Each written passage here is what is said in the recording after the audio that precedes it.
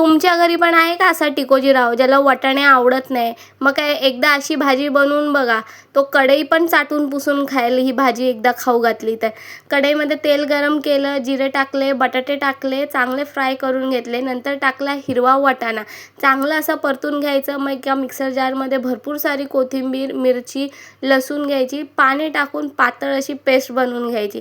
नंतर आपल्या जे बटाण्याची भाजी आहे त्याच्यामध्ये ही पेस्ट टाकायची, चांगलं 2 मिनटं मिक्स करून घ्यायचं आहे आणि 10 मिनटं झाकण लावून चांगलं शिजवून घ्यायचं आहे. आता त्याच्यामध्ये टाकायचं आहे चवीपुरती मीठ आणि खटाई म्हणजे आमचूर पावडर. ह्याने तर एवढी टेस्ट येते ना, एकदम नेक्स्ट लेवलची टेस्ट येते. बघा ही आपली वाटाण्याची भाजी तयार झालेली आहे.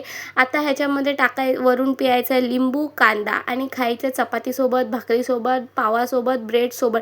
तुम्हाला ज्याच्यासोबत खायचं आहे त्याच्यासोबत खावा, पण एकदा खाल ना, मी सांगते एकच नंबर बनेल भाजी तुमची. परत परत बनवाल.